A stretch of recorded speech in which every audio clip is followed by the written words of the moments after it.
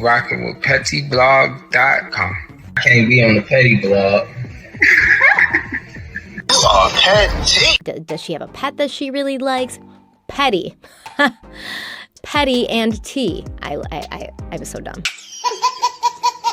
So they already know that I'm dropping the tea. So let's get right into it. And in case you missed it, here's an update from the Tory Lanez and Megan Thee Stallion trial. In verbatim, it says, Megan Thee Stallion said she'd rather be gone than to deal with the stress of reliving the horrific blasting during Tory Lanez's trial. During the second half of her testimony on Tuesday, December 13, the Houston rapper swelled with tears as she described the impact that blasting had had on her life over the past 2 years. At one point during the cross-examination, she explained how uncomfortable she was while simply sitting across from him in the courtroom. Meg even told the court that she wished Lanez had just offed her instead.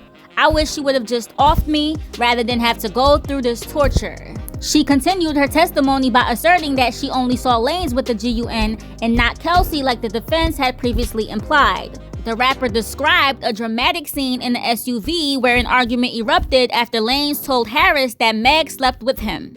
Megan admitted to lying about their actual history, but claimed that they were non-exclusive. At that point, she asked to be out of the car on Sunset Boulevard. However, since she was only wearing a thong bikini, Megan feared that she would be spotted due to her rising celebrity status. When she got back into the SUV, Meg said Lanez and Harris were shouting at the top of their lungs. She wanted to get out as soon as the vehicle got close to her LA home. That's when she insulted his career, which she said truly set him off.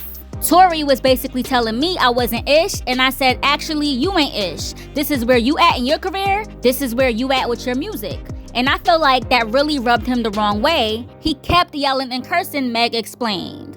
I start walking away from the car, and I can hear Torey say, dance, B.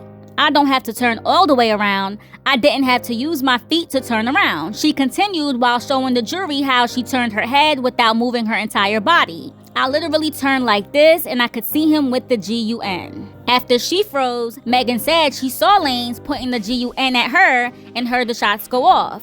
She said she dropped to the ground and crawled to a nearby driveway. Once she saw blood coming from her feet, Meg heard Harris and Lanez screaming.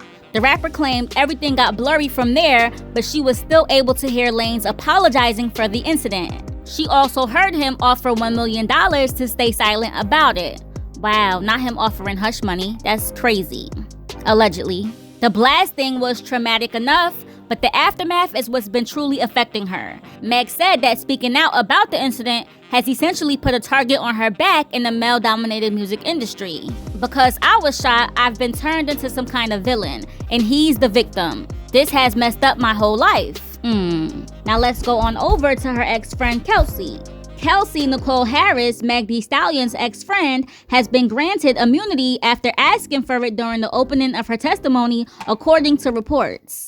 Kelsey Harris' testimony at Tory Lanez's trial began with her showing up with an attorney and asking for immunity. It was granted even after the DA swore they had no intent to prosecute her. He added that Kelsey spent a little less than 40 minutes on the stand, saying a lot of her memory of the party was blurry because of alcohol consumption. She accused Megan of lying about her and called accusations that she shot Megan ridiculous. By definition, since Harris is given immunity, she is granted an exemption that displaces the privilege against self-incrimination. Neither compelled testimony nor any fruits of it can be used against the witness who, therefore, can no longer fear self-incrimination. Kelsey pleads the fifth when asked if Tory Lanez threatened to shoot her. According to the coverage, Kelsey Nicole also testifies that Megan Thee Stallion was acting out and drunk at party before the blasting incident during her afternoon testimony. She generally painted Megan as drunk and acting out at the party before the fight in the SUV that predated the shooting. But the key moment came when the DDA, KiIIed, asked if Lanez had threatened to shoot Kelsey, and Kelsey took the fifth.